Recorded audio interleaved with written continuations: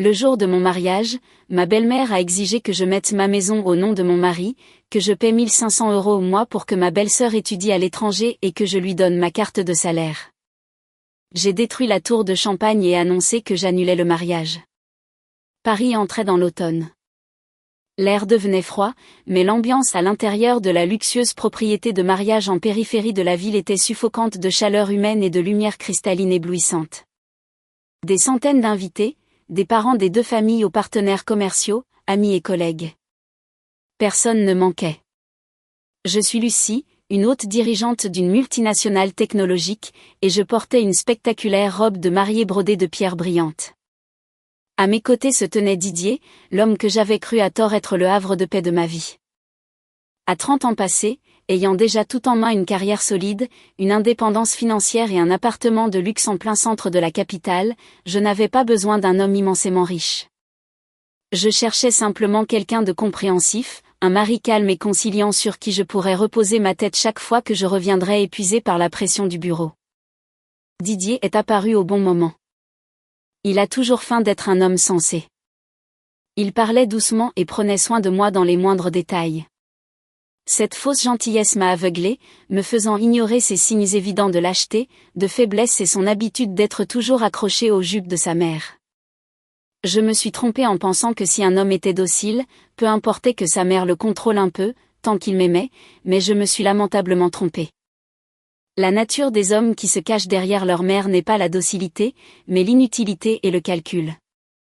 Le mariage atteignait son apogée. Le maître de cérémonie a pris le microphone. Sa voix profonde a résonné dans toute la salle, se préparant à nous inviter à servir la cascade de champagne. Les projecteurs nous ont éclairés directement. Un torrent d'applaudissements enthousiastes a éclaté dans la salle. Je souriais. Le sourire radieux d'une femme qui croyait avoir atteint la plénitude. Mes parents étaient assis à la table d'honneur, me regardant les yeux humides de fierté. Juste au moment où le présentateur allait crier le toast, un cri strident du microphone a déchiré l'air. Le son était si perçant que des centaines d'invités ont grimacé et se sont bouchés les oreilles. La musique s'est arrêtée net et un silence de mort a envahi le grand salon. De la table de la famille du marié, Madame Rose, la mère de Didier, est montée lourdement sur la scène. Elle portait une robe rouge criarde, un collier de fausses perles de la taille de noix et le visage couvert d'une épaisse couche de maquillage qui ne parvenait pas à masquer ses traits cruels et amers. Elle a arraché le microphone au présentateur, qui est resté perplexe, et a planté sur moi un regard aussi acéré qu'une lame. J'ai froncé les sourcils et regardé Didier. Il a baissé la tête subitement. Il a entrelacé ses mains, s'est agrippé au revers de son costume et son front s'est couvert de sueur. Un mauvais pressentiment m'a soudainement assailli. Pourquoi tremblait-il ? Pardonnez aux personnes présentes. La voix de Madame Rose a résonné dans les haut-parleurs, ferme et impudente. Avant que ces deux-là ne deviennent officiellement mari et femme, notre famille a une règle ancestrale qui doit être claire. La belle-fille qui entre par la porte de notre maison doit savoir quelles sont les règles et quelles sont ses obligations. Cela dit, elle a mis la main dans son sac d'imitation de marque et a sorti une feuille imprimée pleine de textes. Elle a marché vers moi, ses talons claquant sur le bois de la scène, comme les pas d'un bourreau. Dans la salle, des centaines d'yeux étaient fixés sur la scène. Mes parents s'étaient déjà à moitié levés, les visages reflétant confusion et indignation. Moi, en revanche, je suis restée clouée sur place. Le sourire s'était figé sur mes lèvres et il ne restait plus que de la froideur dans mon regard. Lucie, Madame Rose m'a tendu le papier au visage d'un ton autoritaire de supérieur soumettant un inférieur. Ceci est l'accord que j'ai rédigé. Vous n'avez qu'à le signer ici devant les deux familles pour prouver votre dévotion et votre dévouement total à cette maison. Une fois signé, le mariage continue. L'ambiance est devenue glaciale. Ma respiration a semblé se figer. J'ai levé la main pour prendre le papier. Mes doigts étaient glacés, mais mon esprit était plus lucide que jamais. Mes yeux ont rapidement parcouru les lignes de texte. 3 conditions. 3 cordes que cette quasi-belle-mère prévoyait de me passer autour du cou en plein jour, utilisant la pression de 500 invités pour me forcer à céder. Condition 1, Mettre l'appartement de luxe d'un demi-million d'euros appartenant à Lucie également au nom de Didier pour prouver l'égalité et le lien matrimonial. Condition 2. Chaque mois, la belle-fille a l'obligation de destiner 1 500 € de ses revenus personnels pour financer les études de la sœur de son mari, Valérie, à l'étranger pendant 4 ans. Condition 3. Pour maintenir la paix familiale et éviter les discussions d'argent, les cartes de crédit et toutes les sources de revenus de la belle-fille doivent être gérées par la belle-mère. La mère distribuera l'argent pour les dépenses mensuelles du mariage. J'ai lentement baissé le papier. Mon regard est passé de la feuille au visage arrogant et satisfait de Madame Rose. Elle se tenait les bras croisés, le menton levé, attendant la peur et la panique d'une fiancée terrifiée par le scandale qui, contrainte par les circonstances, fermerait les yeux et céderait. Elle avait très bien calculé. Le jour de son mariage, avec tous les invités présents, la plupart des femmes ravaleraient leur fierté, signeraient pour s'en sortir et en discuteraient à la maison, mais elle s'est trompée de personne. Cette Lucie n'était pas née pour être sa bonne. Je me suis brusquement tournée vers Didier. Mon regard n'était plus celui d'une épouse regardant son mari, mais celui d'une femme regardant un tas de déchets. Didier, j'ai prononcé son nom d'une voix si grave et froide qu'elle glaçait le sang. Tu savais ça, n'est-ce pas? Didier a tressailli, a regardé sa mère du coin de l'œil, puis moi avec crainte. Sous le poids de mon regard acéré, il a bégayé et son visage s'est tordu, révélant la lâcheté absolue d'un homme pusillanime. Lucie, signe, s'il te plaît, signe pour que maman soit contente. Elle est âgée et ne se soucie que de notre avenir. Après le mariage, nous fermons la porte et nous en parlons entre nous. Il y a beaucoup d'invités, de la famille et des oncles qui regardent. Ne fais pas de scène. Ma famille perdra la face et tes parents mourront aussi de honte. J'ai fixé l'individu devant moi. Ces mots étaient comme une cruche d'eau bouillante jetée directement sur mon cœur, cuisant tout résidu de ce que j'avais autrefois appelé amour, mais en même temps dissipant le brouillard qui m'avait aveuglé si longtemps. Signe pour qu'elle soit contente. Nous en parlerons plus tard. Perdre la face. Il s'est avéré qu'aux yeux de cette famille, ma dignité, ma sueur et mes larmes n'étaient que des outils pour satisfaire une vieille femme à l'avarice insatiable. Il savait tout. Il était complice de sa mère pour me piéger, utilisant la foule pour m'extorquer et me voler mes biens. L'homme à qui je prévoyais de confier toute ma vie s'est avéré être un voleur lâche, incapable de voler de ses propres mains et qui avait besoin de se cacher derrière sa mère pour emporter le butin. Madame Rose, me voyant immobile, a pensé que je m'étais rendue et a ajouté son coup de grâce. C'est ça, Didier. Il a raison. Quand une femme se marie, elle doit suivre la famille de son mari. Ce qui est à toi est à vous deux. Signe vite pour que les gens puissent manger. Si tu traînes, tu vas ruiner tout le mariage. Un sourire glacial, défiant, cruel et impitoyable. J'ai hoché la tête. J'ai fait un pas en avant et j'ai fait face directement à Madame Rose et à son fils lâche. Madame Rose, exultante, m'a tendu un stylo, les coins des lèvres tremblants de pure avarice. J'ai tendu la main, mais au lieu du stylo, je lui ai arraché le microphone d'un coup. La force était telle qu'elle a titubé et a failli tomber face contre terre. Le microphone a de nouveau émis un grincement métallique, attirant l'attention absolue des 500 personnes qui murmuraient en bas. Je me suis redressée, j'ai porté le microphone à ma bouche et j'ai articulé chaque mot d'une voix claire et résonnante qui a fait écho dans l'immense salon.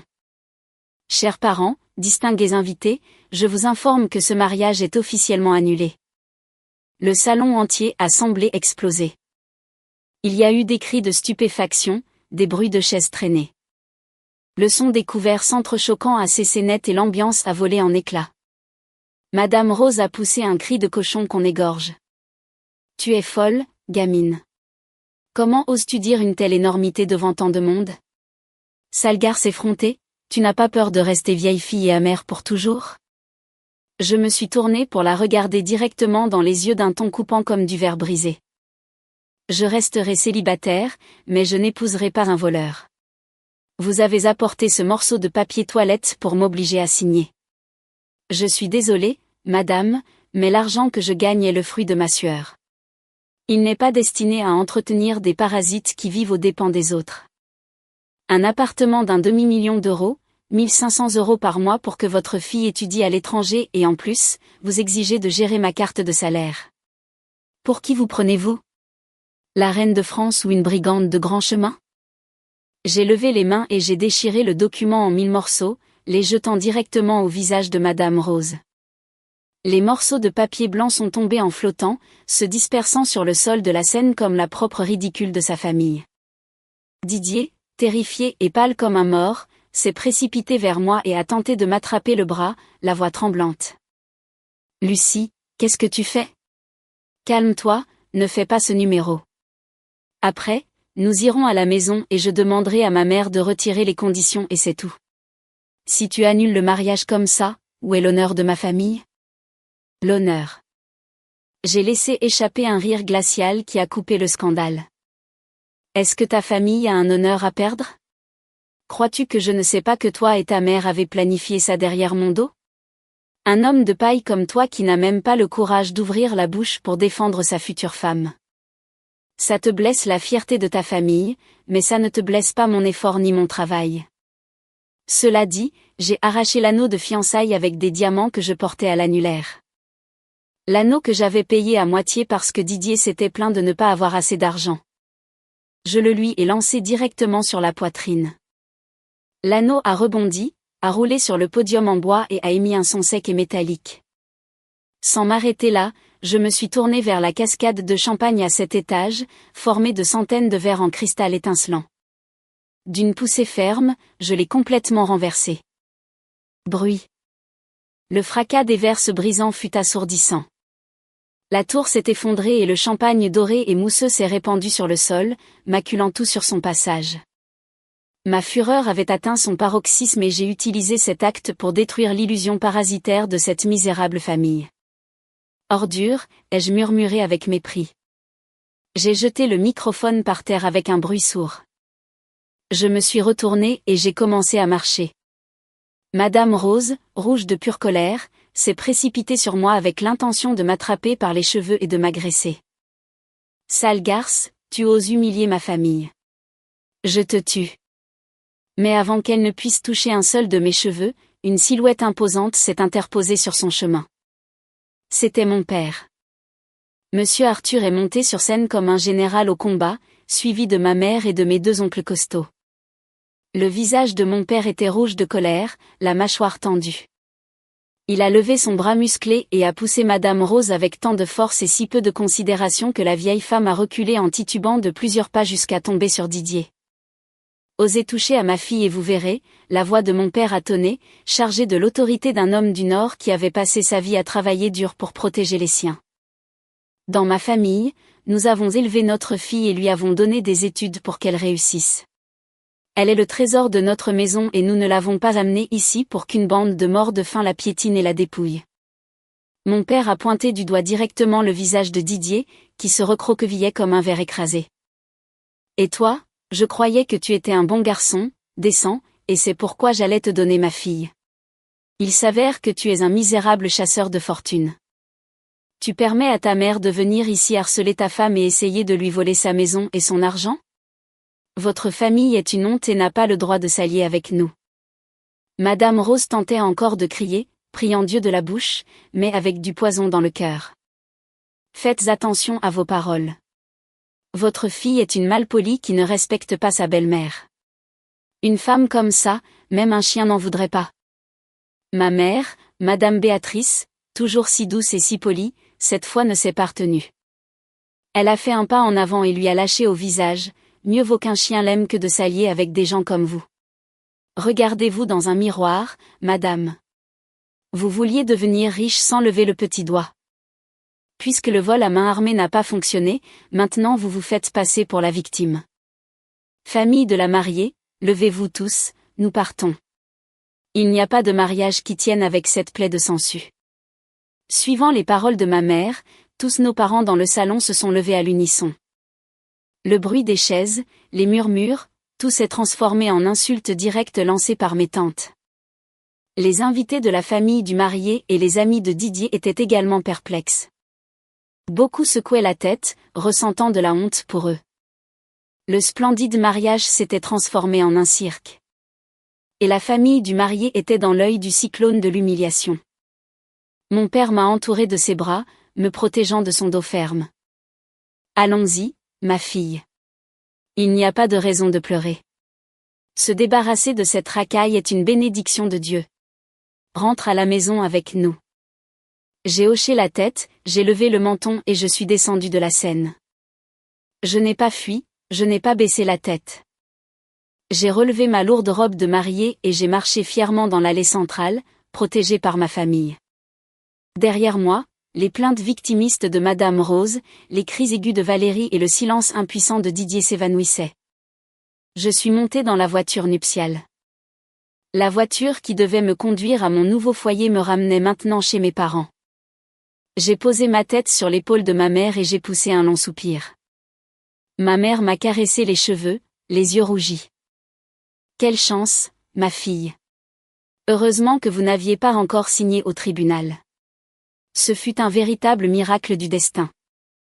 Le mois dernier, les deux familles avaient convenu de célébrer d'abord le banquet et de laisser la signature au registre civil pour la semaine suivante. Légalement, je restais une femme célibataire, je n'étais pas liée à ce réseau méprisable de calculs misérables. En y pensant, un sourire étrange et soulageant est apparu sur mes lèvres. J'avais réussi à reculer juste au bord de l'abîme. En arrivant à la maison, la première chose que j'ai faite a été de baisser la fermeture éclair et d'arracher ma robe de mariée. La spectaculaire robe de dentelle me semblait maintenant lourde et répugnante. Je l'ai mise dans un grand sac poubelle noir et l'ai jetée. Avec toutes les photos de mariage où apparaissait Didier, je n'ai absolument rien gardé de lui. J'ai attrapé mon téléphone. L'écran brillait de plus de 60 appels manqués et des centaines de messages accumulés. Les applications, les réseaux sociaux et les messages ne cessaient de notifier. Tous venaient de Didier, de Madame Rose et de sa petite sœur. Message de Didier: Lucie, tu me tues. Ma mère a dû aller aux urgences pour se faire poser une perfusion. Aussi en colère que tu sois, tu n'aurais pas dû humilier ma famille devant tout le monde comme ça. Je t'en supplie, allume ton téléphone et écoute-moi. Message de Madame Rose: gamine gâtée. Tu crois qu'en annulant le mariage, tout est fini? Tu nous as ridiculisés. Je ne te pardonnerai pas. Tu vas devoir me payer jusqu'au dernier centime du banquet. Message de Valérie: tu exagères. Si tu n'avais pas l'argent, il fallait le dire. Radine. Tu comptais laisser mon frère en plan devant l'autel? J'ai esquissé un sourire de mépris et je n'ai pas pris la peine de répondre un seul mot. Mes doigts ont glissé rapidement sur l'écran, bloquant froidement tous les numéros de téléphone et tous les réseaux sociaux des trois. Quand il s'agit d'ordures, la meilleure solution n'est pas de les ramasser, mais de les jeter à la poubelle et de fermer le couvercle. Mais je connaissais parfaitement la nature persistante et affamée de cette famille. En perdant une mine d'or aussi juteuse que moi, ils n'allaient pas rester les bras croisés. Je devais me blinder avant qu'ils n'aient le temps de venir me harceler. J'ai immédiatement appelé un serrurier. En moins de 30 minutes, la serrure électronique de haute sécurité de mon appartement a été entièrement reprogrammée. Pour couronner le tout, j'ai demandé l'installation d'une serrure mécanique supplémentaire à l'épreuve des coupures. Une fois la maison sécurisée, j'ai imprimé 3 photos claires des visages de Didier, Madame Rose et Valérie. Je suis descendue au bureau de l'administration et à la guérite de sécurité de l'immeuble. J'ai posé les 3 photos sur la table avec un visage extrêmement sérieux et j'ai dit au chef de la sécurité: regardez bien ces 3 visages. À partir de ce moment, ces 3 personnes sont une menace extrême pour ma sécurité. Elles ont l'entrée absolument interdite. Si elles rôdent dans le hall et demandent à monter à mon étage, ne leur donnez en aucun cas accès à l'ascenseur. Si elles font un scandale, appelez immédiatement la police nationale. Le garde de sécurité a hoché la tête avec énergie et a collé les 3 photos sur le tableau d'affichage de la salle de contrôle. Je suis retournée à mon appartement, j'ai fermé à clé, je me suis servi un verre de vin rouge et je me suis affalée sur le confortable canapé. Le silence a enveloppé l'espace. Seul le murmure lointain de la circulation sur les boulevards parisiens se faisait entendre. Il n'y avait pas le soupir de Didier, il n'y avait pas le regard inquisiteur de Madame Rose. Cette maison était à moi. Cette vie était à moi. La sensation de m'être débarrassé d'une charge de 1000 tonnes était si libératrice que j'ai eu envie de rire aux éclats. Cependant, je ne savais pas que l'avarice humaine, lorsqu'elle n'est pas satisfaite, se transforme en une cruauté lâche. La vraie guerre ne faisait que commencer. Le lundi matin, Paris m'a accueilli avec une fine bruine.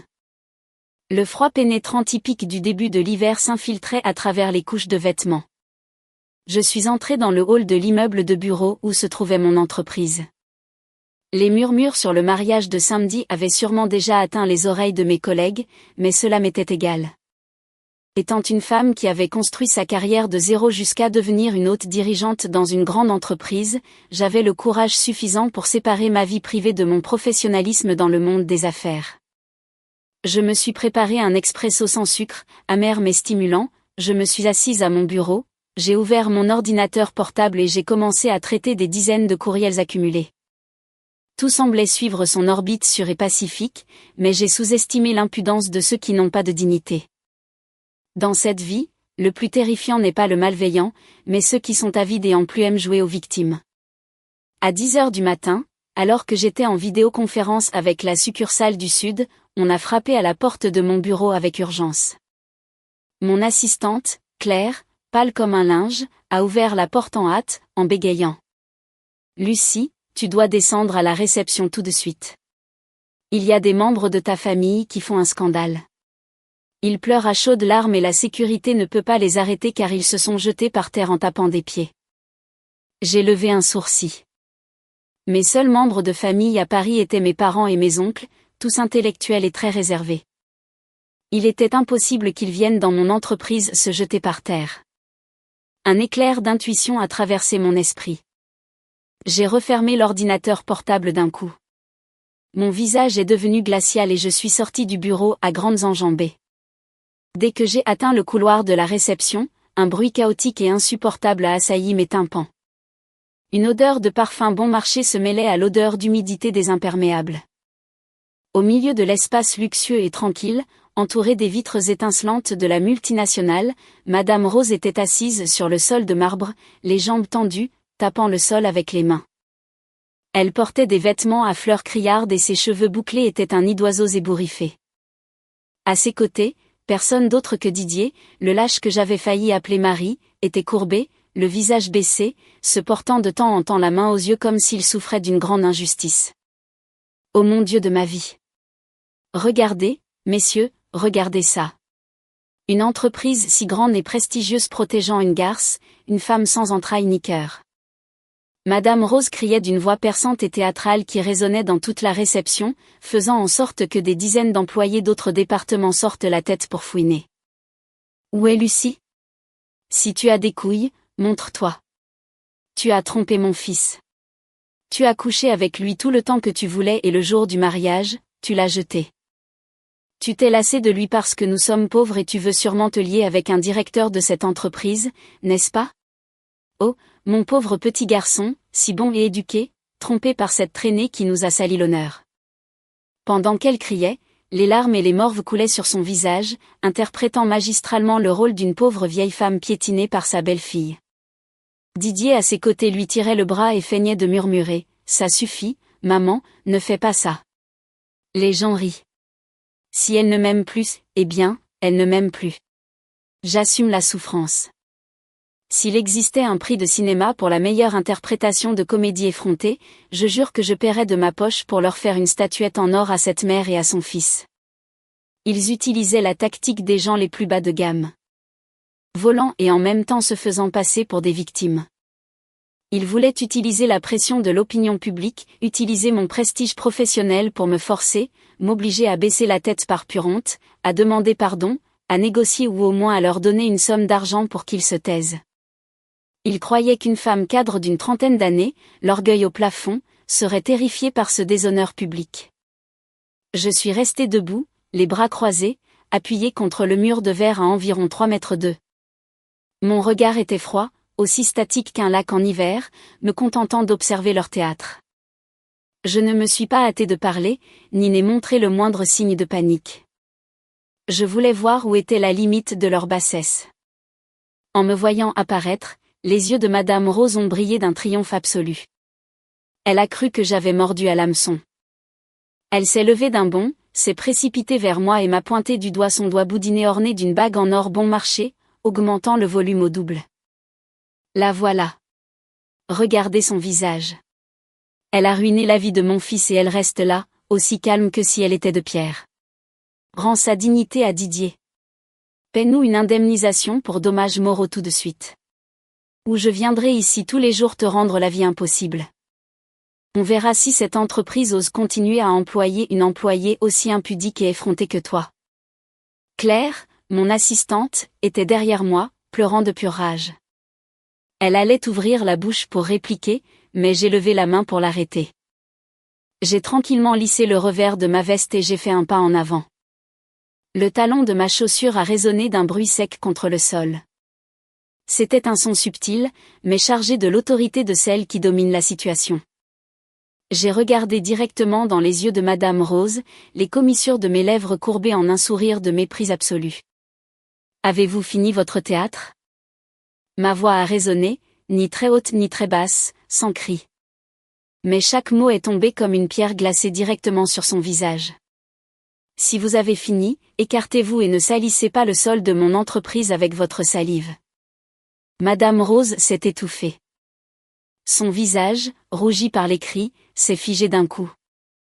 Elle ne s'attendait pas à ce que je réagisse de manière si indifférente et coupante. Elle allait ouvrir la bouche pour continuer à insulter, mais j'ai regardé ma montre et j'ai posé mon regard sur Didier, qui restait la tête baissée, feignant d'être l'homme blessé. Et toi, Didier, ai-je articulé durement chaque mot, tranchant l'air. Tu amènes ta mère ici pour me demander de l'argent. Indemnisation. Pourquoi ? Pour ne pas avoir réussi à me voler mon appartement d'un demi-million d'euros ou comme compensation parce que je refuse de donner 1500 € par mois pour entretenir cette paresseuse de ta sœur ? Es-tu un homme pour de vrai ou une sangsue enveloppée de haillons ? Je n'ai pas eu besoin d'élever beaucoup la voix, mais tous les employés qui étaient autour ont parfaitement entendu chaque mot. Les murmures ont commencé à changer de ton. Les regards curieux se sont transformés en grimaces de dégoût dirigées vers Didier et sa mère. Didier a tressailli. Son visage pâle est devenu rouge de honte. Il a reculé d'un pas, les yeux écarquillés et a bégayé, « Fais attention à ce que tu dis. Ne me diffame pas. Ne mens pas. » J'ai ri à haute voix. Un rire amer. Pour que tu le saches. Dans cette entreprise, les gens travaillent avec leur cerveau, pas avec des larmes de crocodile. Juste à ce moment, dans le couloir de l'aile gauche est apparue Madame Thérèse, la directrice des ressources humaines et sous-directrice générale de la succursale. Thérèse avait plus de 50 ans et était réputée pour être une femme de fer dans les affaires, perspicace, juste et extrêmement protectrice envers ses employés. Elle portait un tailleur noir immaculé, était parfaitement maquillée et marchait avec calme, mais imposant un respect absolu. Derrière elle se trouvait le chef de la sécurité de l'immeuble avec 3 gardes corpulents. Thérèse s'est arrêtée juste devant Madame Rose, a croisé les bras et l'a passée en revue de la tête aux pieds avec dédain, tandis que la vieille femme la regardait, bouche bée. Je suis la directrice de cette entreprise. Qu'est-ce qui se passe pour que vous veniez faire ce scandale dans nos locaux privés ? La voix de Thérèse était tranquille, mais implacable. Madame Rose, voyant une haute dirigeante, a cru avoir trouvé un sauveur. Elle s'est tapoté les cuisses, s'est de nouveau laissée tomber par terre et a tenté de reprendre ses pleurs. Oh, Madame la directrice, vous devez me rendre justice. Taisez-vous. Le cri glacial de Thérèse a fait que Madame Rose a refermé sa mâchoire d'un coup. Les sanglots fins se sont étranglés dans sa gorge. Croyez-vous que ceci est un marché de quartier ? Vous traitez Lucie d'escroque. Mademoiselle Lucie travaille sous mes ordres depuis 10 ans. Depuis qu'elle était stagiaire jusqu'à la haute direction. Quelle est sa qualité morale ? Combien gagne-t-elle et quelle est sa capacité ? Toute cette entreprise le sait 1000 fois mieux que vous. Thérèse a fait un pas en avant et a lancé un regard assassin à Didier. Et vous, étant un homme fait et accompli, au lieu de travailler, vous vous cachez sous les jupes de votre mère pour venir au travail d'une femme faire une scène. Samedi, j'étais au mariage avec le reste du département. Tous les invités ont écouté les 3 conditions de vol à main armée que vous avez proposées sur scène. Voulez-vous que je sorte la vidéo pour que nous la regardions? Comme vous n'avez pas pu la voler, vous venez ici mordre comme des chiens enragés. Toute la réception a laissé échapper un murmure de stupéfaction. Les paroles de Thérèse sont tombées comme une massue sur les masques hypocrites de Madame Rose et de son fils. Les chuchotements se sont transformés en reproches ouverts. Le chef du marketing, toujours très blagueur, n'a pas pu se retenir et a dit à haute voix, « Eh bien, il voulait plumer notre chef avec cette petite tête de gentil garçon et il s'avère que c'est un parasite suceur de sang. Lucie a très bien fait de le quitter. Faire entrer cet inutile à la maison, c'est la ruine. » Hélène, de la comptabilité, a ajouté, lançant à Madame Rose un regard de mépris absolu, « Madame, allez faire votre cinéma chez vous. Ici, nous avons tous fait des études. Personne ne va gober vos petites larmes. Vous vouliez faire chanter notre directrice? Eh bien, vous vous êtes trompé de porte. » Didier était plongé dans la misère la plus absolue. Il ne souhaitait que faire un trou dans le sol et se cacher. Il a tiré la veste de sa mère et a sifflé entre ses dents, « Maman, lève-toi et allons-y. » Qu'est-ce que tu attends? Qu'on continue à nous cracher au visage? Mais Madame Rose, avec son avarice et son entêtement gravé au fer rouge dans le sang, a tenté une dernière et désespérée tentative de sauver son orgueil. Elle s'est levée d'un bond, a mis ses mains sur ses hanches et a pointé du doigt Thérèse et moi. « Ah, bien sûr, vous êtes de la même trempe et vous vous protégez. Vous profitez d'être plus nombreux. Vous vous croyez supérieur parce que vous avez de l'argent, n'est-ce pas? Eh bien, sachez que si Lucie ne nous paie pas, je vais tout publier sur le net. Je vais lui ruiner la vie. Elle ne pourra plus relever la tête. » J'ai soupiré profondément et secoué la tête, épuisé. J'avais déjà perdu patience. Thérèse n'a pas daigné croiser un seul mot de plus. Elle a fait un geste du menton au chef de la sécurité. L'entreprise n'a aucune obligation de tolérer des personnes étrangères. Accompagnez ces deux-là hors de l'immeuble.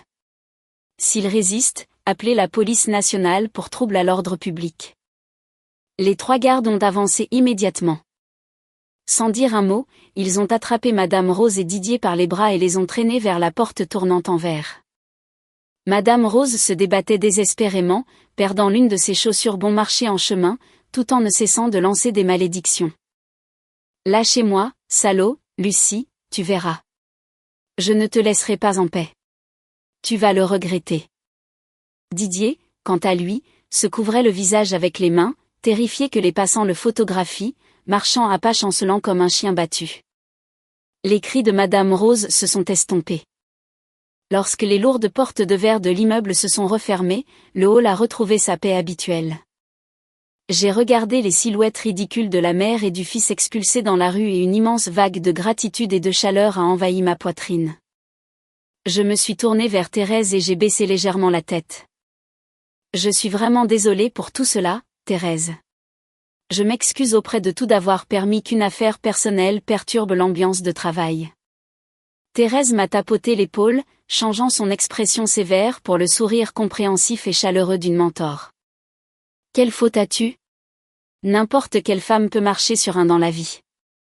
L'important est de bien se laver les chaussures et de continuer à marcher.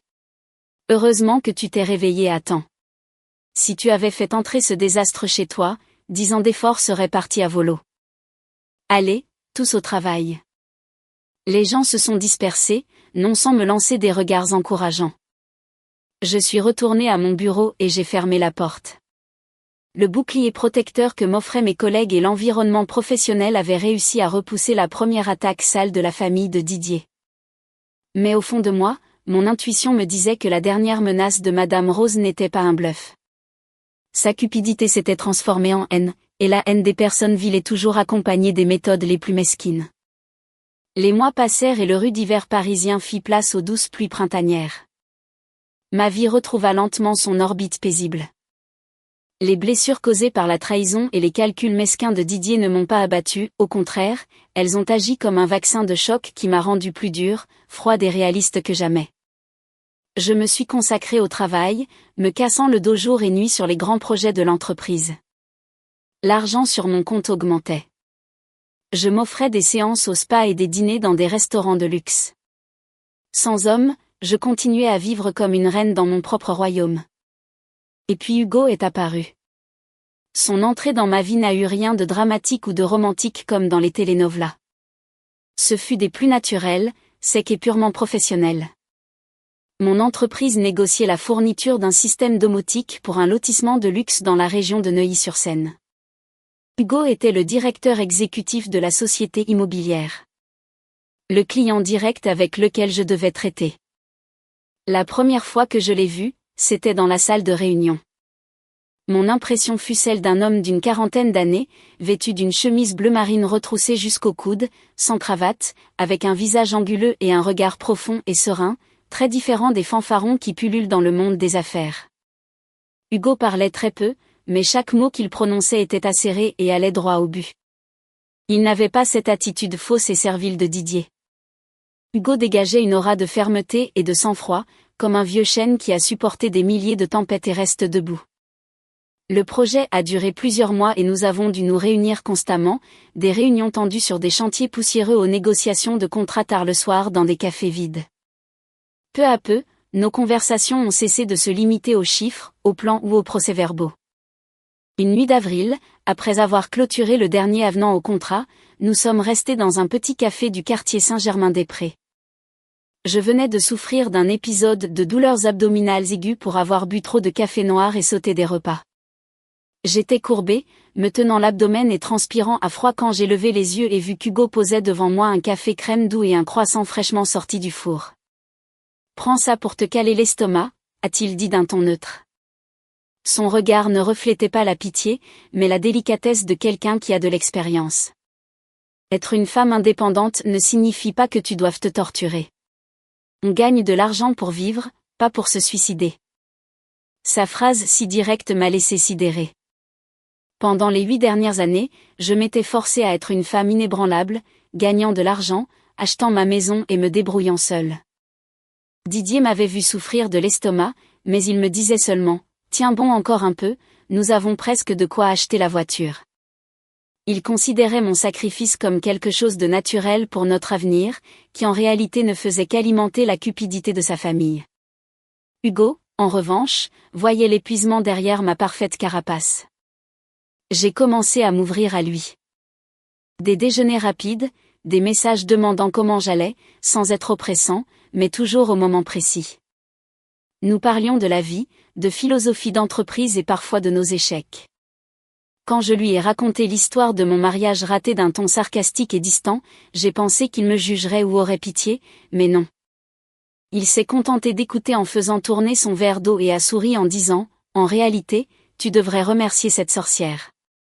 Si elle n'avait pas été incroyablement stupide au point de montrer son vrai visage en plein sur scène, tu serais en ce moment en train d'entretenir 3 parasites. Laisse les ordures être emportées par le courant. L'eau propre finit toujours par couler à nouveau. » Sa façon de voir les choses m'a énormément soulagée. À ses côtés, je n'avais pas à faire semblant d'être dur ni à m'inquiéter s'il voulait profiter de mon argent. Il était déjà un homme extrêmement réussi. La maturité chaleureuse d'Hugo fut comme une brise fraîche qui dissipa lentement les derniers nuages sombres de mon âme. Mon cœur, qui semblait blindé de couches d'acier, commença à battre à nouveau avec des émotions authentiques. Nous avons commencé à sortir ensemble, une relation de 2 adultes sans drame ni exhibition, mais profonde et pleine de compréhension. Mais la vie n'est pas un chemin de roses. Quand enfin je commençais à jouir de la paix et à construire un nouvel avenir, les fantômes du passé sortirent de l'ombre en montrant les dents, prêts à me traîner à nouveau dans la boue. Tout commença par des signes très subtils, si petits qu'au début je pensais que c'étaient de simples incidents de la vie en ville. Un matin, à la mi-mai, je suis descendue au garage pour prendre mon élégante automobile afin d'aller travailler. Au démarrage, le capteur de pression des pneus a clignoté en rouge. Le pneu arrière droit était crevé. Agacé, j'ai appelé l'assurance pour changer le pneu et en vérifiant, j'ai trouvé un clou rouillé profondément enfoncé. J'ai soupiré en pensant que j'avais eu de la malchance en roulant dessus sur le chantier la veille, mais 3 jours plus tard, l'histoire s'est répétée. Cette fois, ce n'était pas un clou. Le pneu avait été déchiré avec un objet pointu sur une longueur d'une paume juste à côté de la jante. J'avais garé ma voiture quelques minutes devant un salon de manucure pour récupérer quelques affaires. Le délinquant avait agi très vite pendant les 15 minutes où j'étais absente.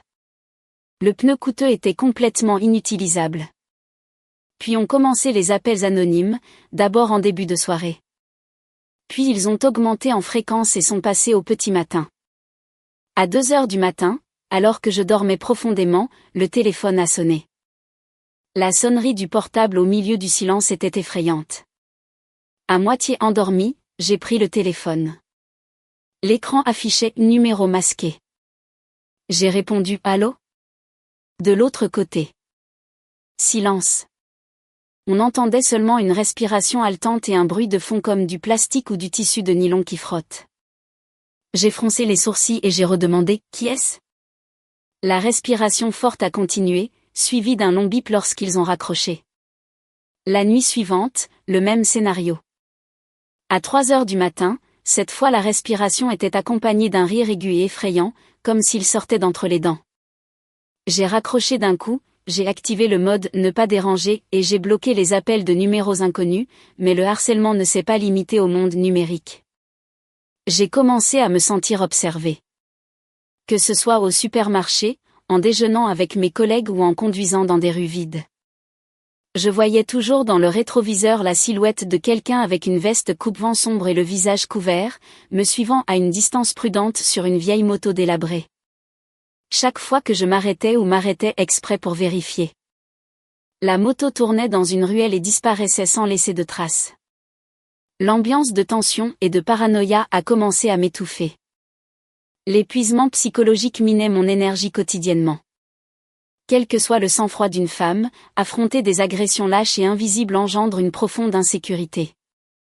Mon intuition d'entrepreneuse me disait que ce n'étaient pas des bêtises d'adolescents ni de simples tentatives de vol.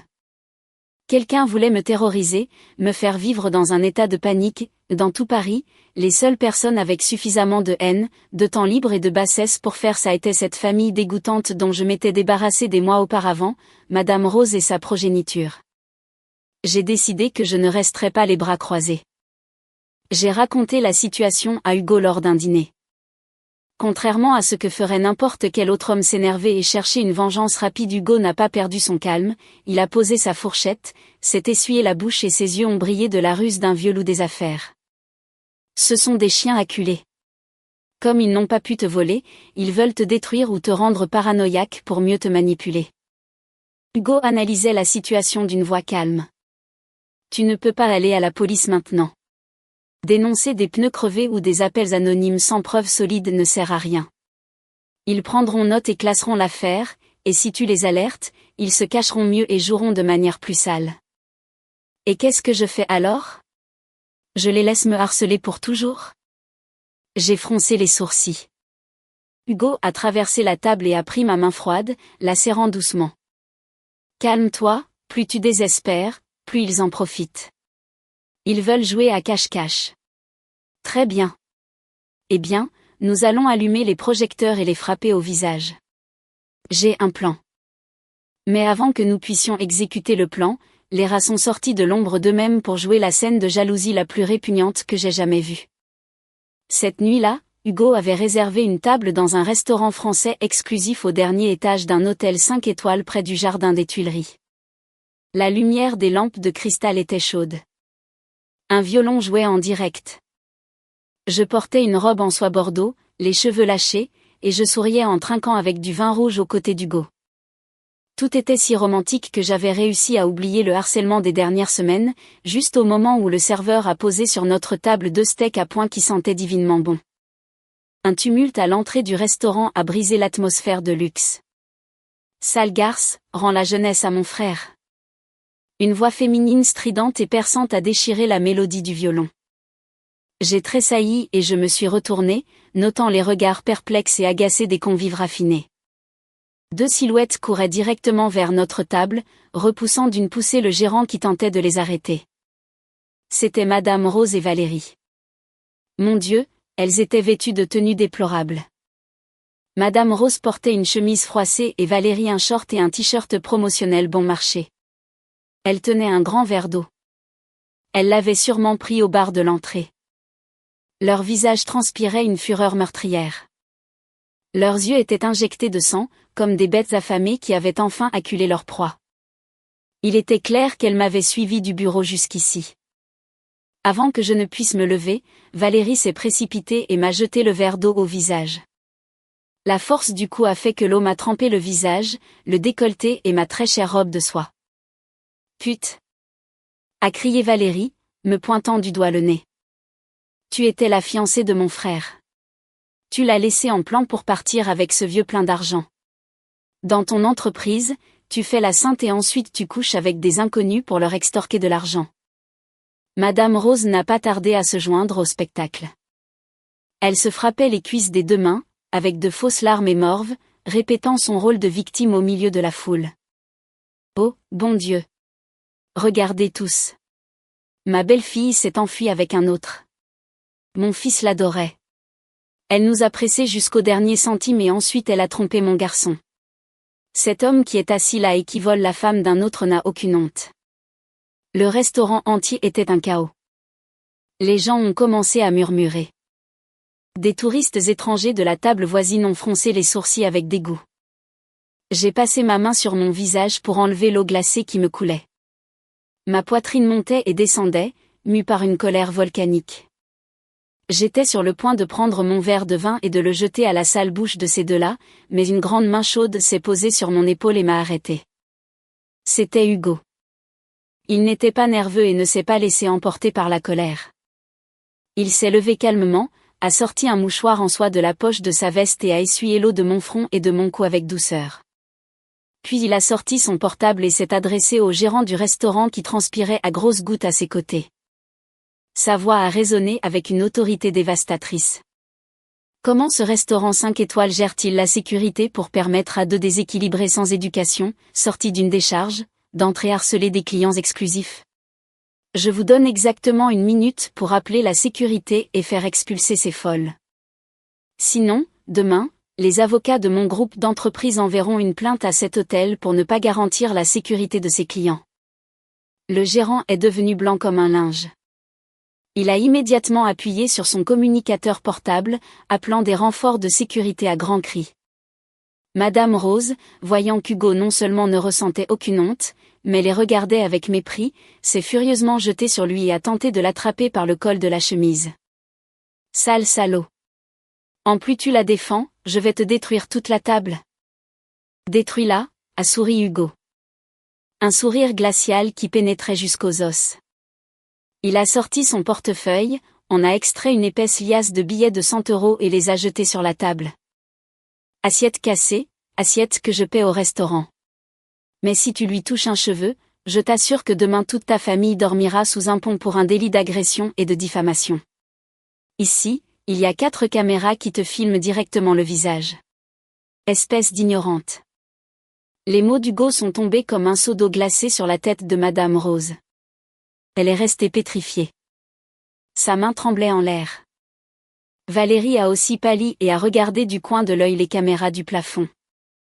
La véritable nature des lâches se révèle lorsqu'ils sont confrontés à la loi et à ceux qui ont un véritable pouvoir. À cet instant, 6 gardes de sécurité corpulents de l'hôtel, vêtus de noir, sont arrivés en courant. Sans ménagement, ils ont tordu les bras de Madame Rose et Valérie derrière leur dos. « Lâchez-moi, salaud, Lucie. Ça ne restera pas comme ça. Je vais te démasquer pour que le monde sache qui tu es », a crié Valérie à s'en déchirer la gorge pendant qu'on la traînait vers l'ascenseur. Madame Rose se débattait comme un cochon ligoté, maudissant son sens. Le restaurant a mis quelques minutes à retrouver son calme. Le gérant n'arrêtait pas de faire des révérences en s'excusant.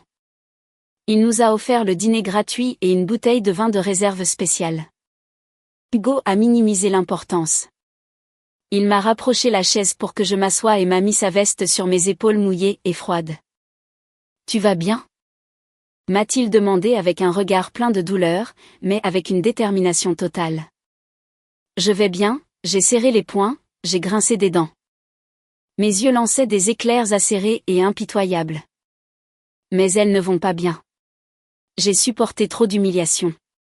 Il est temps d'écraser ce nid de vipères, Hugo. Il a hoché la tête avec un sourire dangereux apparaissant sur ses lèvres. Notre silence à ce moment-là était le prélude d'un piège implacable et définitif. Après l'épisode scandaleux au restaurant qui s'est terminé par une expulsion humiliante, j'ai pensé que Madame Rose et sa fille auraient peur et se cacheraient. Mais non, cette vieille et sa fille paresseuse ont seulement changé de champ de bataille. Elles ont compris que m'attaquer en personne, là où il y avait de la sécurité et des caméras, c'était se tirer une balle dans le pied. Elles ont donc eu recours à l'arme la plus insidieuse et la plus sale de cette ère numérique. Les réseaux sociaux, les griffes de ceux qui se cachent derrière un clavier ont commencé à déchirer. Quelques jours plus tard, mon portable a commencé à vibrer sans arrêt très tôt le matin. Ce n'étaient pas des courriels professionnels, mais des dizaines de notifications, d'identifications et de partages d'amis et de collègues proches. Claire, mon assistante, m'a envoyé un tas de captures d'écran accompagnées d'un message alarmé. Lucie, quelqu'un t'attaque sur des forums et des groupes de potins. Va voir tout de suite. J'ai froncé les sourcils et j'ai ouvert le lien que Claire m'avait envoyé. C'était un très long texte dans un groupe de réseau social sur les infidélités et les potins. Il joignait une photo volée d'Hugo et moi sortant de l'immeuble de mon entreprise. La photo était floue, mais quiconque me connaissait m'identifierait. Le titre était en majuscule, rouge et sensationnaliste. Le vrai visage de la directrice qui fait semblant d'être pauvre pour chasser les millionnaires. En dessous, il y avait une histoire effrontément inventée, si parfaite que si je n'étais pas la protagoniste, je l'aurais cru. Le texte me décrivait comme une chasseuse de fortune qui avait feint d'aimer un humble ingénieur, Didier, pendant des années pour profiter de l'affection de sa famille. Puis, aux portes du mariage, j'avais séduit un riche directeur exécutif, Hugo. Alors j'ai monté une scène. J'ai humilié ma belle-mère en public pour avoir l'excuse parfaite et m'enfuir avec mon amant. De plus, le faux compte appelé « Cactus Sauvage » jurait que je m'étais agenouillée en demandant pardon à la famille du marié, mais comme ils ne m'avaient pas pardonné, je m'étais mise à les attaquer. J'ai fait défiler vers le bas pour lire les commentaires. Les réseaux sociaux sont un nid de vautours assoiffés de sang, des milliers de « j'aime », des partages et des dizaines de commentaires m'insultant avec les pires adjectifs imaginables. Les femmes comme ça devraient être tondues. Pauvre garçon, quelle tromperie il a subie. Heureusement qu'il s'est débarrassé de cette vipère. Avec son visage de harpie, elle est sûrement une professionnelle du luxe. Mes tempes battaient. En plus de 10 ans dans le monde des affaires, je n'avais jamais eu à supporter une pression aussi sale et dégoûtante. Ces rumeurs malveillantes étaient comme un acide invisible jeté directement sur ma réputation, sur le prestige que j'avais construit en sacrifiant ma jeunesse. J'ai fait des captures d'écran de tout et j'ai enregistré les liens. Mes mains tremblaient de pure fureur. J'allais immédiatement appeler l'avocat de l'entreprise pour qu'il rédige une plainte auprès de la brigade des délits télématiques de la police. J'étais en train de prendre les clés de ma voiture pour partir en courant quand Hugo est entré dans mon bureau. En me voyant pâle, les yeux injectés de sang, il m'a retiré les clés doucement et m'a assise sur le canapé.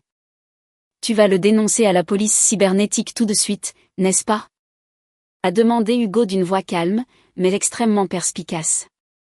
Je ne peux pas rester les bras croisés, j'ai serré les dents, ma poitrine montant et descendant. Il me diffame sur tous les forums.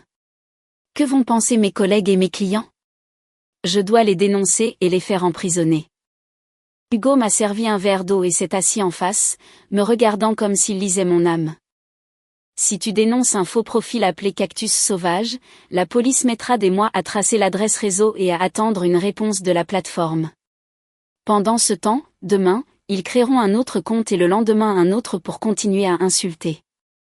Jusqu'à quand vas-tu chasser des fantômes? Je suis restée figée. Mon esprit d'entrepreneuse a retrouvé sa logique. Hugo avait raison. Lutter contre l'anonymat sur Internet par les voies légales normales est une guerre longue et épuisante. Si tu veux arracher la mauvaise herbe, tu dois la sortir par la racine. Hugo a souri froidement. Si tu appelles la police, tu vas les alerter maintenant. Ils supprimeront les publications, élimineront le compte et feront les innocents. Nous devons rassembler tout ce qu'ils ont fait, les pneus crevés, les appels harcelants et les rumeurs en une seule affaire pénale. Pour cela, Nous avons besoin de preuves irréfutables et d'un professionnel qui travaille dans l'ombre bien mieux qu'eux. Cela dit, Hugo a sorti son portable, a composé un numéro et ils ont répondu immédiatement. Hugo a dit d'un ton ferme, « Marc, j'ai une affaire à régler. L'argent n'est pas un problème. Je veux que ce soit rapide. Trouve les 3 fantômes qui poursuivent ma petite amie. » Marc, comme je l'ai découvert plus tard, était un détective privé de renom, un ancien inspecteur de police qui s'était reconverti dans la sécurité privée. Hugo lui a transmis toutes les informations sur Didier, Rose et Valérie. Plaque d'immatriculation, adresse, lien et l'historique des appels anonymes. Ta mission maintenant est de garder le silence. Hugo m'a pris la main, me transmettant une énergie inébranlable.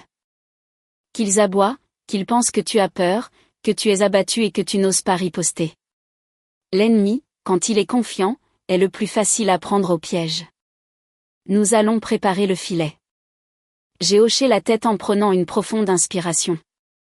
À partir de ce moment, j'ai abandonné la colère impulsive. Mon indignation s'est transformée en une arme de glace. Lucie était prête pour la chasse et ses vautours n'auraient aucune échappatoire. À peine 5 jours plus tard, Marc, le détective privé au visage buriné et aux yeux d'aigle, a frappé à la porte de mon bureau avec une épaisse enveloppe format A4. Hugo et moi nous sommes assis devant lui. L'atmosphère était dense et chargée. Marc a jeté le dossier sur la table, souriant d'un air suffisant, sentant légèrement le tabac. Je dois admettre que cette famille a un niveau record de temps libre et de bassesse. Chef, Marc a claqué la langue en sortant des feuilles de photos en couleur et une clé USB de l'enveloppe. Mais ce sont des imbéciles. Ils jouent sale, mais ils laissent des traces de la taille d'un éléphant.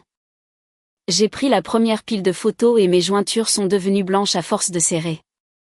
La première était une capture des caméras de sécurité d'un cybercafé situé dans le quartier de Belleville. Sur l'image, Valérie était courbée devant un ordinateur avec un masque, mais le t-shirt à l'effigie d'un ourson qu'elle portait et son sac à main bon marché étaient inconfondables.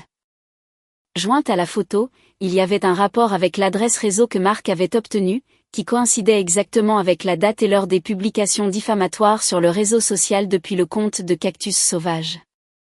C'était cette gamine. Elle se croyait justicière sur les réseaux, mais elle n'était qu'un parasite caché. Je suis passé au 2e bloc de photos. Le sang s'est glacé dans mes veines et le dégoût m'est monté à la gorge. C'étaient des captures des caméras de la rue et du garage de mon immeuble. Des nuits où ils avaient crevé mes pneus. Sous la lumière jaunâtre des lampadaires à 2 heures du matin, 2 silhouettes en imperméable montaient une vieille moto.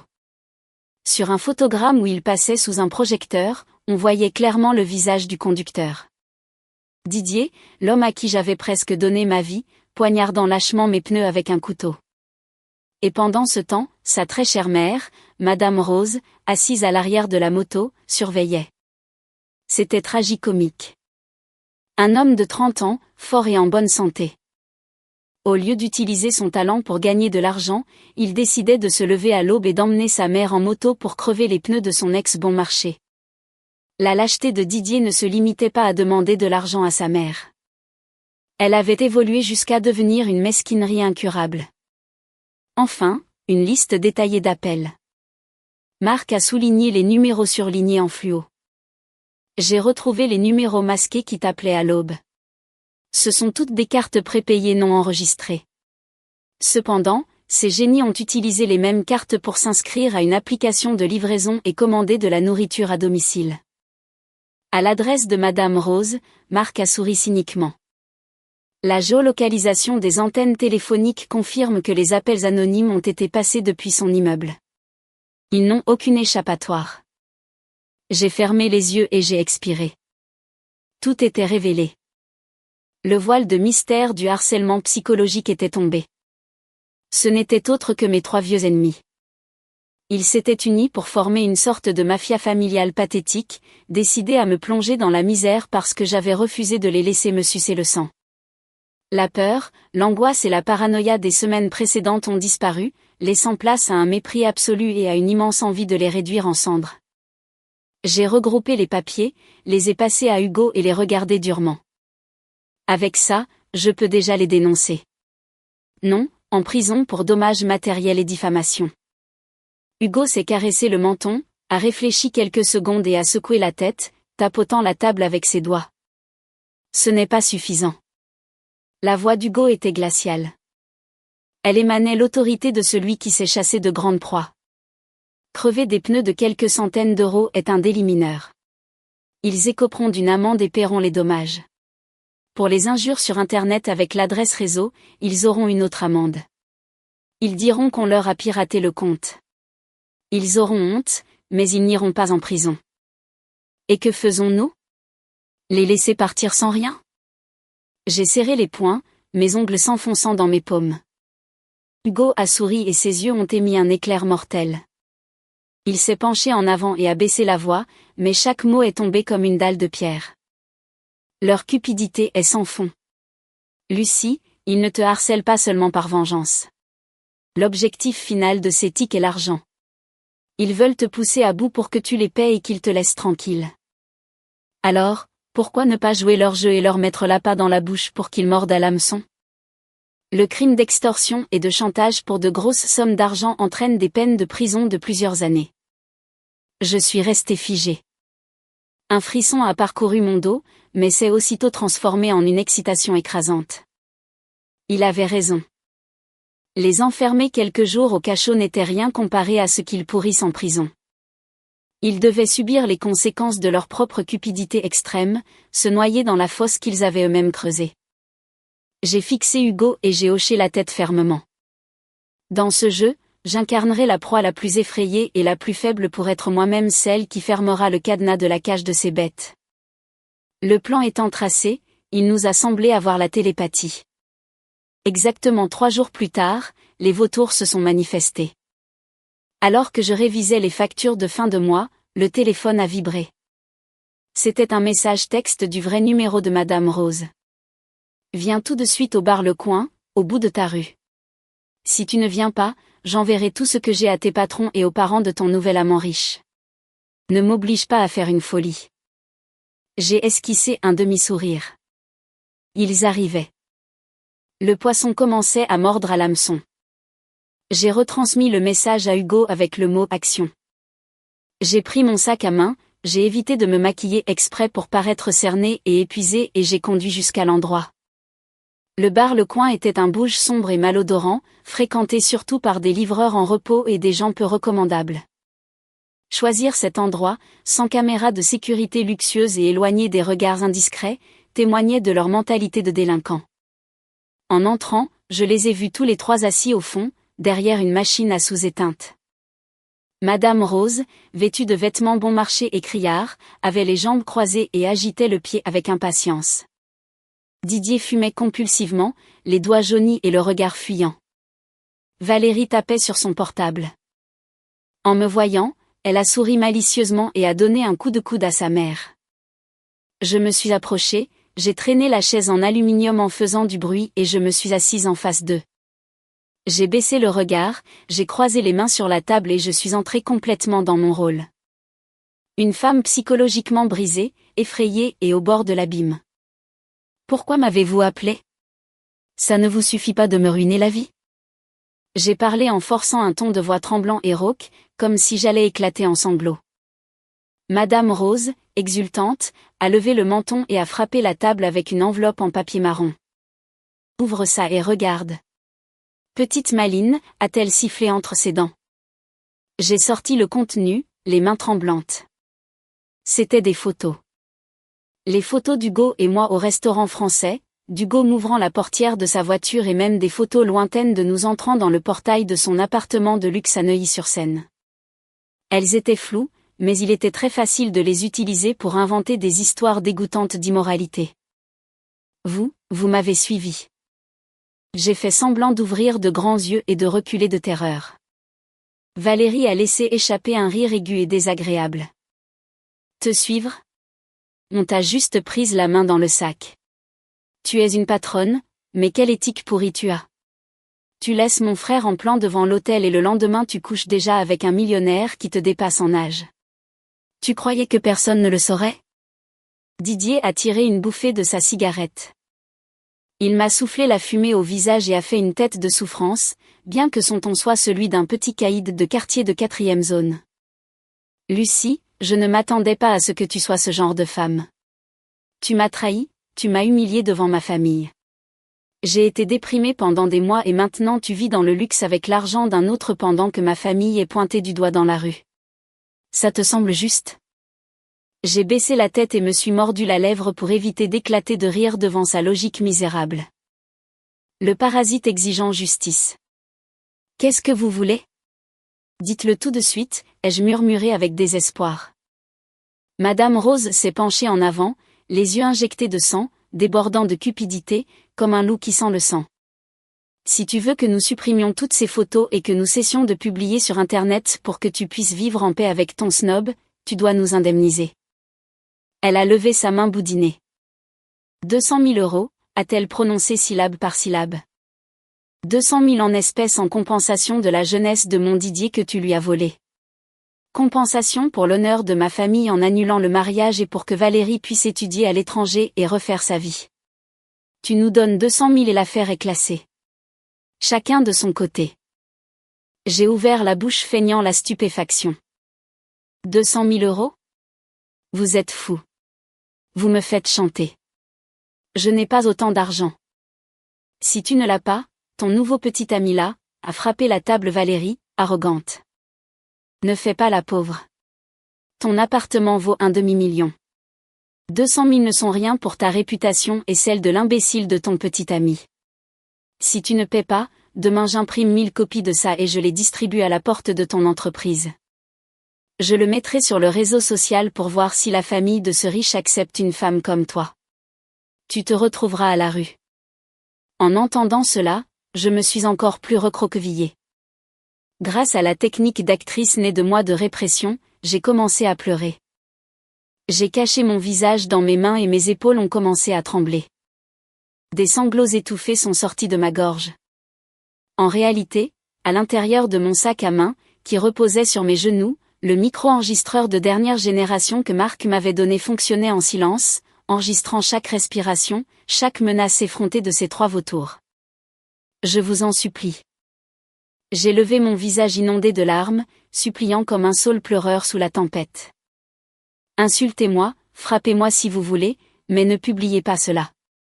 La famille d'Hugo est très traditionnelle, le prestige leur importe beaucoup.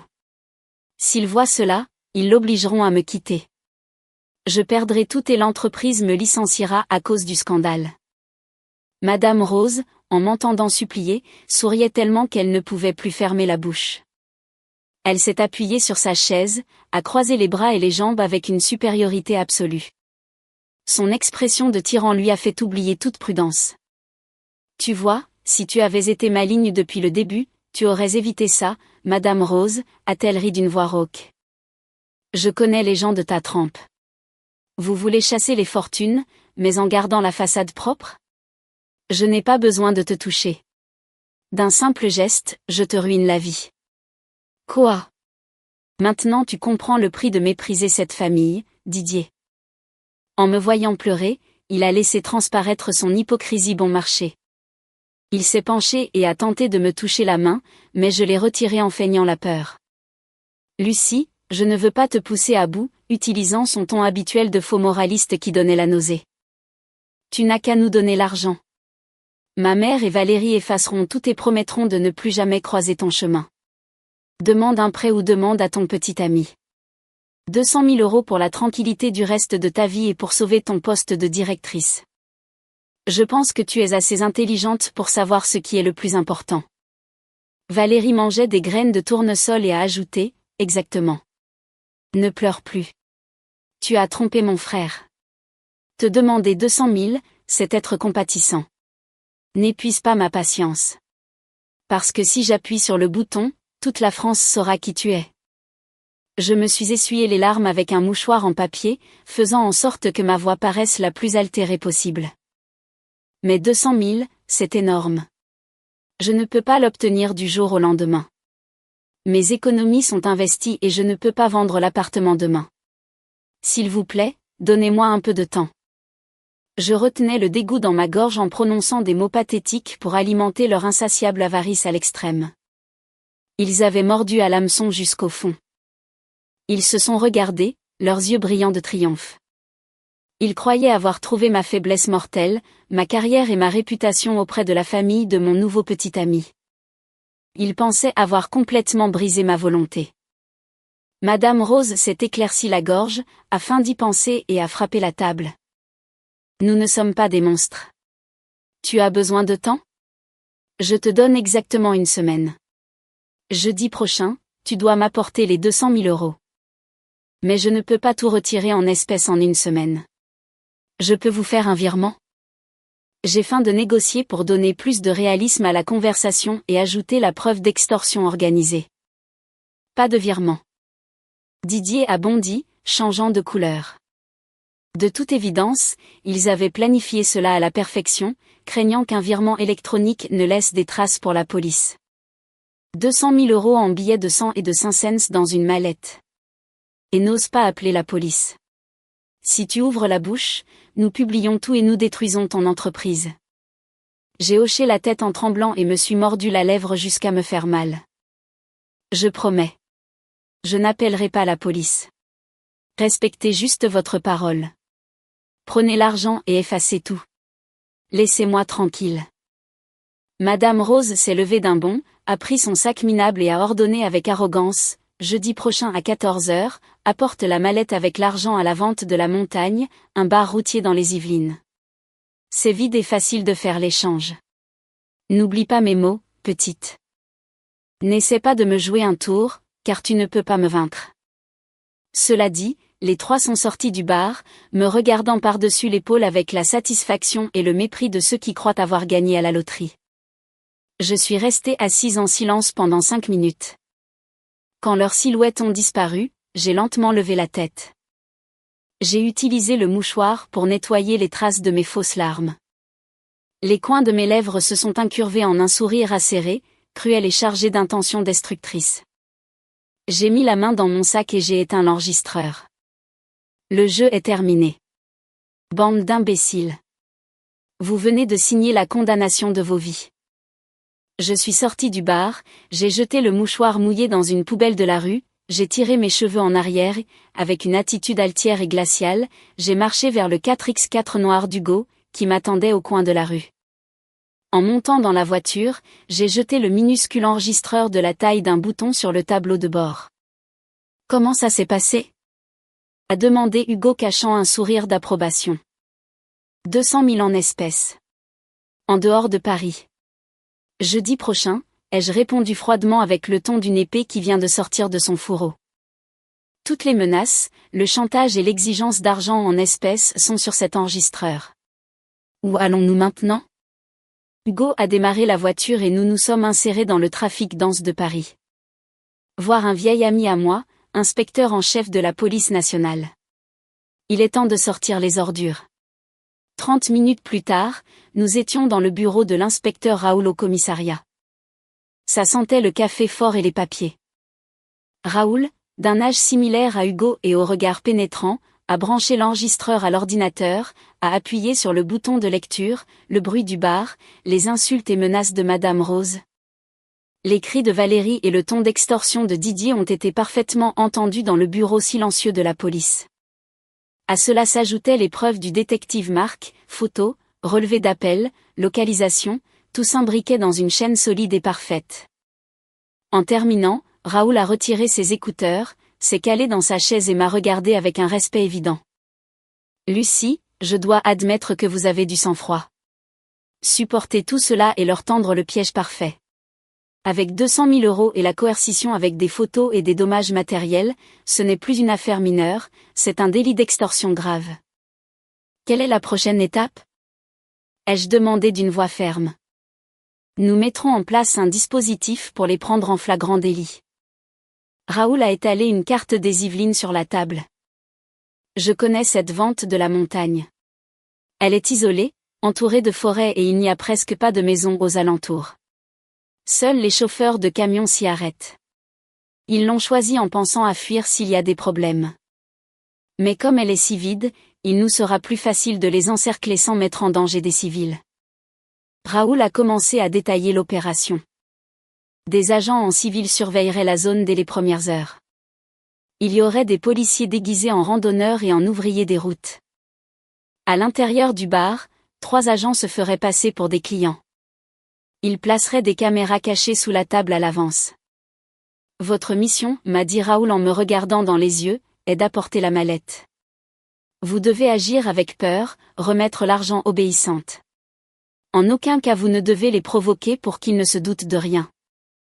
Pour qu'il y ait flagrant délit, ils doivent toucher l'argent ou signer un reçu. Au moment où ils poseront la main sur la mallette, nous fermerons le filet. J'ai hoché la tête. Je sentais une euphorie étrange parcourir mon corps. Porterai-je de vrais billets ou de faux? Raoul a souri et a ouvert un coffre-fort dans le coin de son bureau. Par protocole, nous préparerons la mallette avec de vrais billets dans la première et la dernière couche. Au milieu, il y aura des liasses de papier coupées à la taille et au poids exact pour simuler les 200 000 euros. Ne vous inquiétez pas, ils seront si aveuglés par la cupidité qu'ils ne se mettront pas à compter chaque billet au milieu d'un bar routier. La semaine d'attente s'est déroulée aussi lentement qu'un siècle, mais avec la tension d'une corde sur le point de rompre. J'ai continué à travailler, feignant d'être nerveuse. Hugo est resté à mes côtés, silencieux et fort comme un bouclier impénétrable. Le jeudi, enfin, est arrivé. Le ciel au-dessus des Yvelines était nuageux et le vent soufflait entre les pins avec un air désolant annonçant la pluie. Je me suis habillée de vêtements sombres et simples, sans maquillage et les cheveux attachés. Je portais la lourde mallette en aluminium contenant le faux argent. Je suis montée dans la voiture. Hugo était au volant. Il m'a pris la main et a serré fort. N'aie pas peur, a murmuré Hugo, les yeux brillants de sécurité.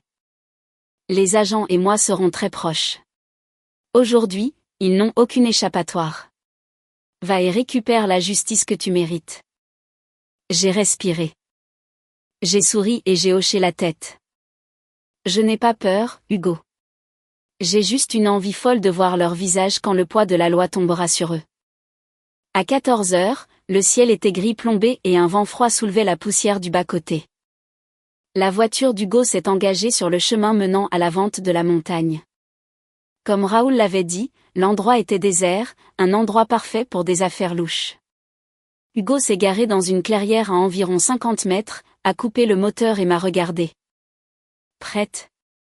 J'ai regardé la mallette à mes pieds. Elle pesait, un piège parfait enveloppé dans sa mission. Je suis prête.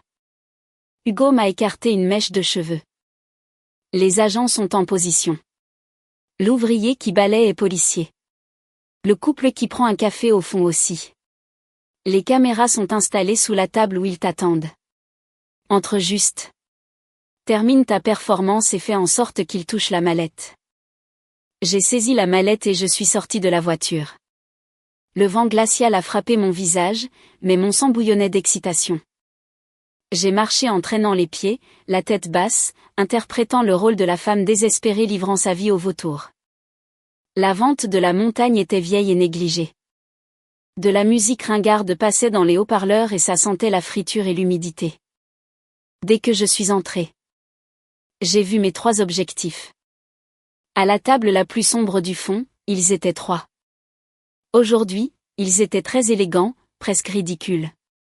Madame Rose avec un chemisier jaune et un faux collier en or. Valérie avec un top ajusté et très maquillée. Didier avec une chemise blanche et sentant fort l'eau de Cologne bon marché. Il mangeait des graines de tournesol en regardant impatiemment la porte. Ils pensaient que leur vie allait changer aujourd'hui. En me voyant entrer, traînant la mallette argentée, les yeux de Madame Rose ont brillé comme des phares. Elle a donné un coup de coude à Didier en souriant jusqu'aux oreilles. Valérie a jeté les coquilles de graines de tournesol par terre et a levé le menton avec arrogance. J'ai trébuché exprès, laissant tomber la mallette sur le sol en bois avec un bruit sourd. Ce son a été comme une musique pour les avides.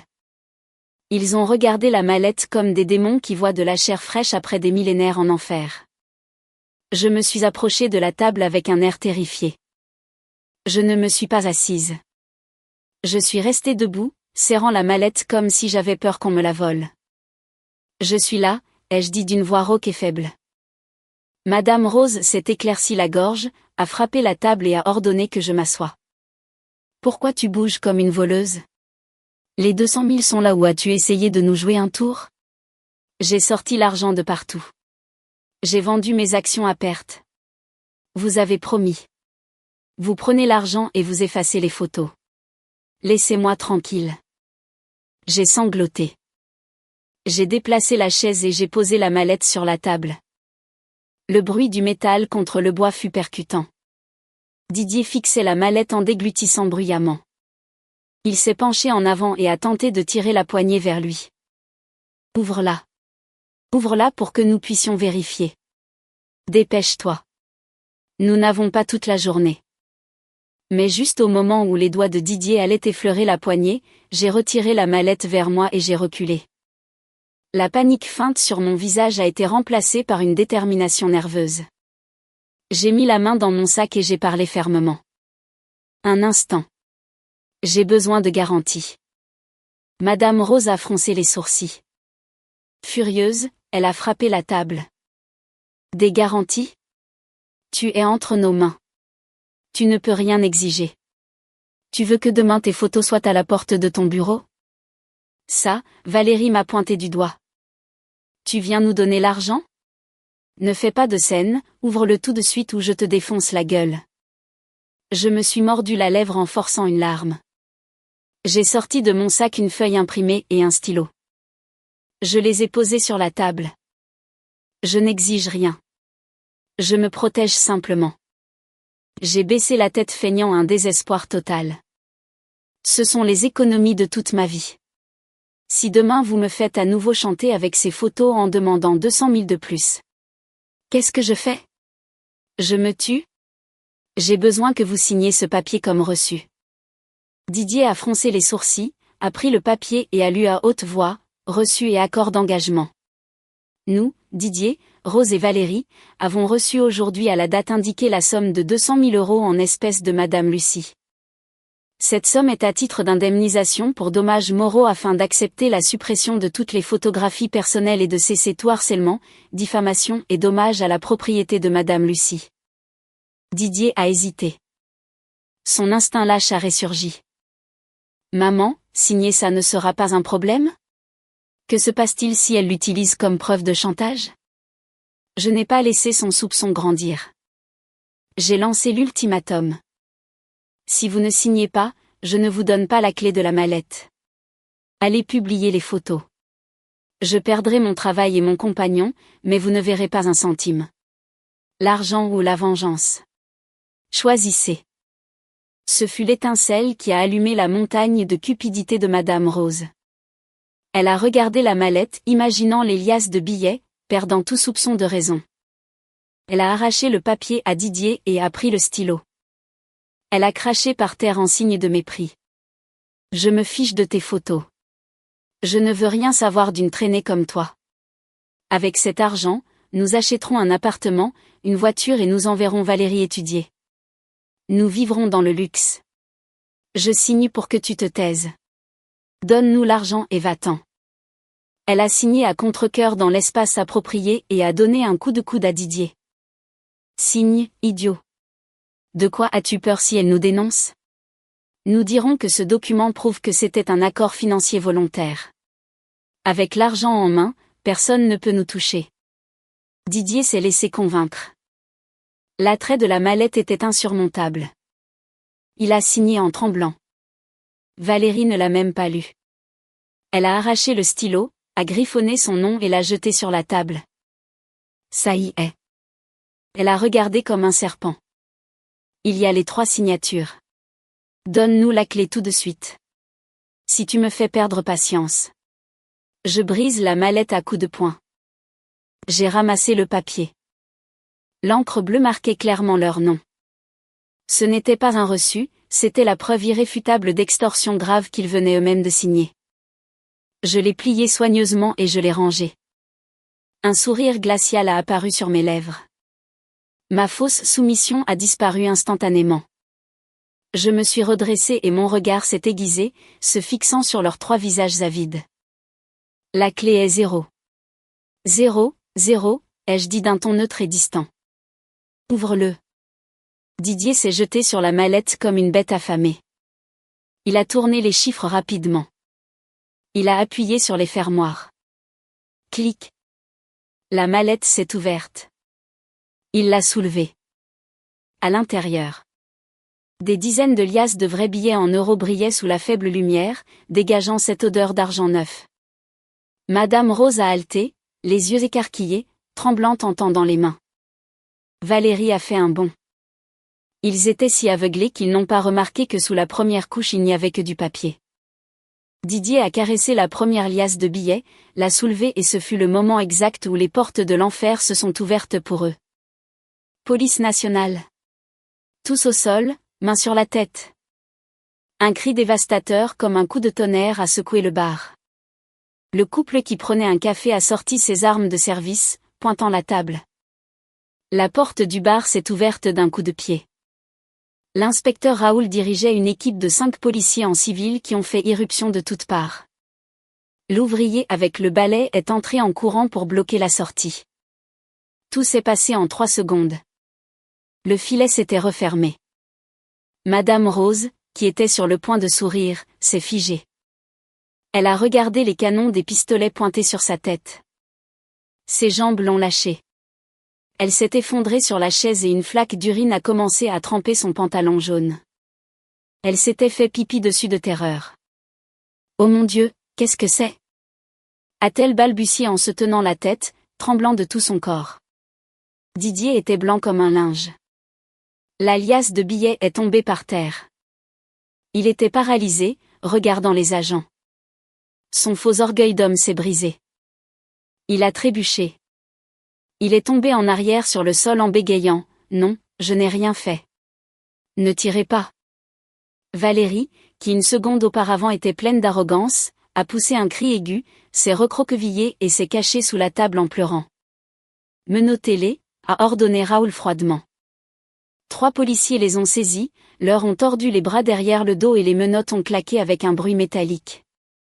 Ils ont été traînés et forcés de s'agenouiller sur le sol. J'ai reculé d'un pas. J'ai croisé les bras et je les ai regardés avec hauteur. La Lucie soumise était morte. Il ne restait que l'exécutrice de leur châtiment. Raoul s'est approché, a pris la mallette et le document de mon sac comme preuve du délit en flagrant délit et d'extorsion. Didier, réalisant le piège, m'a regardé les yeux injectés de sang. Lucie, salope, tu m'as tendu un piège. Paf. Je n'ai pas répondu. J'ai fait un pas en avant et je l'ai giflé. Le coup portait toute la frustration et le dégoût des derniers mois. Sa tête a tourné et un peu de sang a jailli de sa lèvre. Le bar est resté silencieux. Même les policiers ne m'ont pas arrêté. Cette gifle est pour les 10 ans de ma vie que j'ai gaspillé à faire confiance à une racaille comme toi, ai-je dit d'une voix acérée et impitoyable. Que je t'ai tendu un piège ? C'est ta propre et dégoûtante avarice qui a creusé ta tombe, idiot. Tu croyais que tu allais me voler la sueur de mon front si facilement ? Madame Rose était totalement détruite. Elle s'est traînée sur le sol souillé, pleurant à chaudes larmes. Toute son arrogance avait disparu. Lucie, ma fille, je t'en supplie. Je me suis trompée.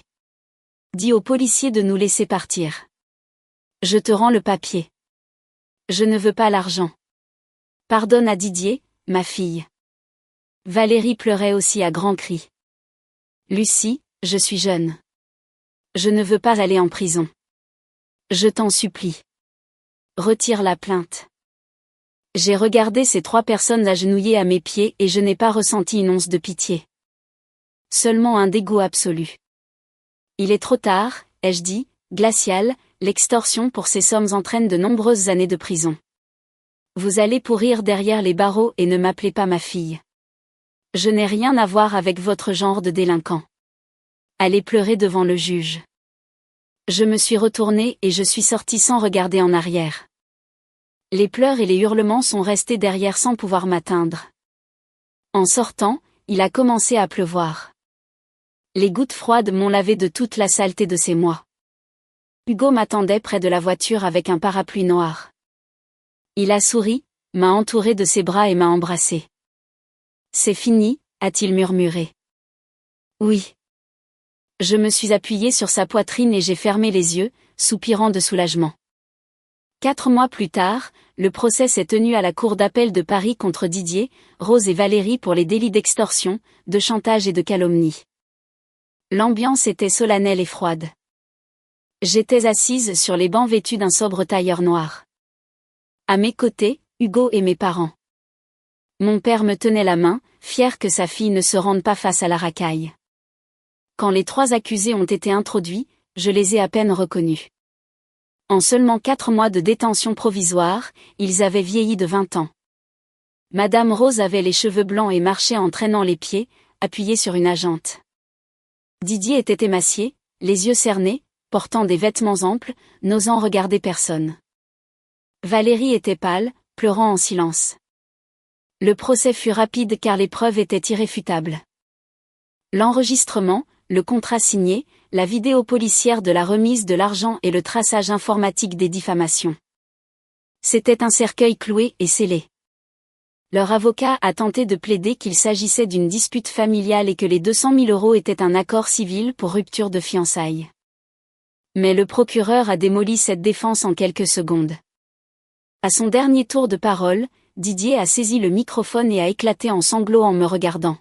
« Lucie, je suis vraiment désolé. À cause de l'avarice, je me suis détruit. S'il te plaît, demande qu'on réduise la peine de ma mère. Elle est très âgée. » Madame Rose hurlait en se frappant la tête contre le banc, implorant la pitié. Je n'ai pas bougé un muscle. Des larmes de repentir. Ce n'était que de la peur de la condamnation. Si je leur avais donné l'argent, ils m'auraient sucé le sang jusqu'à me tuer. La loi ne comprend pas les peines de dernière minute. Le magistrat a prononcé le verdict. Délit continu d'extorsion et de calomnie avec la circonstance aggravante d'organisation. Didier, 14 ans de prison. Madame Rose, 12 ans. Valérie, 10 ans. Clac. Le maillet du juge a retenti et Madame Rose s'est évanouie sur le coup. Didier s'est effondré et Valérie a été traînée presque inconsciente par les gardiens. Le prix de l'avarice sans limite. Madame Rose mourrait sûrement en prison. Une fin implacable. Mais j'ai juste regardé Hugo. Nous sommes sortis du tribunal avec mes parents, laissant derrière nous les lamentations de cette misérable famille. La guerre était terminée et j'avais gagné. 1 an plus tard. Le temps avait effacé les cicatrices. J'ai été promue directrice générale de mon département et mon amour pour Hugo s'est complètement consolidé. Mais avant de commencer ma nouvelle vie, j'ai décidé de faire un dernier arrêt. J'ai conduit seule jusqu'à la prison de Fleury-Mérogis un matin lumineux. J'ai demandé un parloir à travers la vitre avec Didier, non pour lui pardonner, mais pour voir de mes propres yeux la ruine de celui qui a tenté de me détruire et de refermer le livre pour toujours. Didier est apparu derrière la vitre, pâle, vaincu, ses yeux sans vie, il a pris le téléphone et sa main tremblait comme ce jour-là avec la mallette. « Lucie, tu es venue me voir ?» Sa voix était rauque. « Merci. Personne ne vient me voir. Ma famille nous renie. C'est un enfer. » Je l'ai regardé avec une totale indifférence. « Je ne suis pas venue te consoler. Je suis venue te voir une dernière fois. Essaie de survivre les années qui te restent. N'attends de pitié de personne. Tu as toi-même détruit ta vie. » Didier a commencé à pleurer désespérément, collant son visage à la vitre. Mais je ne l'ai plus écouté. J'ai raccroché le combiné et je suis sortie. Dehors. Le soleil brillait et l'air était pur. De l'autre côté de la route, Hugo était appuyé sur la voiture. En me voyant, il a souri et s'est approché de moi. Sans rien dire, il a posé un genou sur l'asphalte, a sorti une petite boîte en velours, révélant une magnifique bague de diamants. « Tu peux laisser le passé derrière toi. » Hugo m'a regardé avec conviction. « Épouse-moi. À partir de maintenant, tu seras la reine de ta vie et je te protégerai de toute tempête. » Les larmes ont coulé, mais cette fois, elles étaient de pure joie. J'ai hoché la tête. Je lui ai tendu la main et nous nous sommes embrassés sous le soleil. L'avarice est une arme à double tranchant.